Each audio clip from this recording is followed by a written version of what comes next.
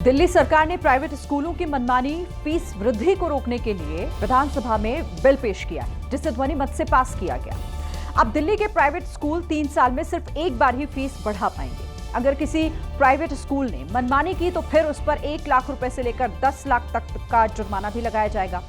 सरकार का कहना है कि इस विधेयक का उद्देश्य शिक्षा को व्यवसाय बनने से रोकना है। सरकार ने यह भी दावा किया है कि इस बिल के जरिए स्कूलों पर सरकारी नियंत्रण स्थापित किया जा सकेगा। बिल पेश करते हुए शिक्षा मंत्री आशीष सूद ने कहा कि इस बिल को लाने के दौरान उन्हें धमकियां दी गई।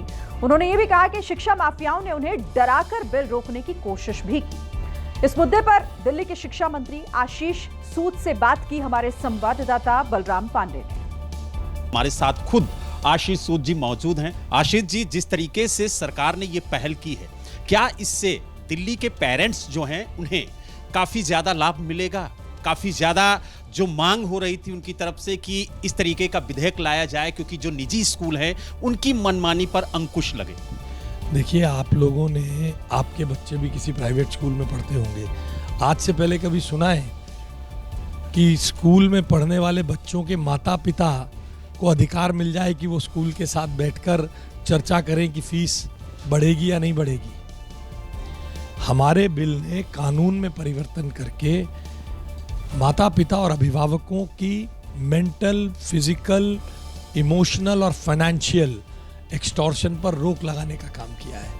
अब 5 पेरेंट्स, जिसमें SC, ST, OBC और महिला में से कुछ लोगों को भी लेना पड़ेगा, ये लोग बैठकर स्कूल की मैनेजमेंट के साथ तय करेंगे कि फीस कैसे बढ़ेगी या नहीं बढ़ेगी, और जो बढ़ेगी वो 3 साल के लिए बढ़ेगी। लेकिन सवाल ये भी विपक्ष की तरफ से उठाया जा रहा है कि आप लोग विधेयक लेकर के तो आ रहे हैं, लेकिन उसमें कुछ खामियां हैं।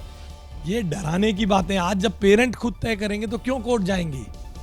कभी सुना है इन्होंने? कभी सपने में सोचा था ये ऐसा करेंगे? हमने इसे मोस्ट डेमोक्रेटिकली बनाया है।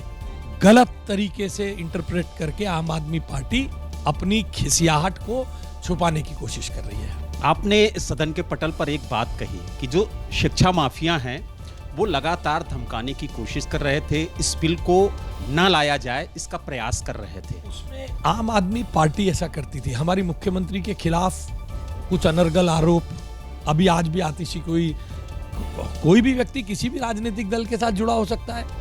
आप सरकार हैं, कोई व्यक्ति कैसे सरकार से खिलाफ? हर बार सरकार क्यों मुकदमा हार जाती है?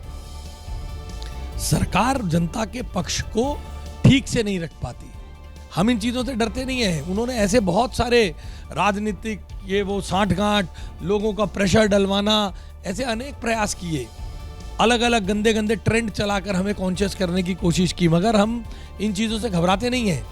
हमने तय किया है दिल्ली के पेरेंट्स को अब एक्सटॉर्शन नहीं होने देंगे। पिछली सरकार ये दावा भरती है कि उससे बेहतर एजुकेशन पूरे देश क्या दुनिया में कोई नहीं दे पाया। वर्ल्ड क्लास उन्होंने एजुकेशन दिल्ली के लोगों को दी है।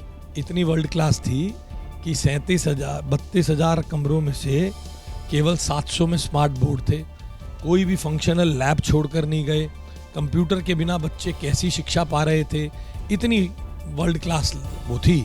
SPS यानी सेमा पक्का स्ट्रक्चर, कड़ी टुकड़ी की छतों में बिल्डिंगें बनाई हैं। इसलिए उनको कहने दीजिए, उनकी हर बात का जवाब देंगे तो जनता की सेवा कैसे करेंगे?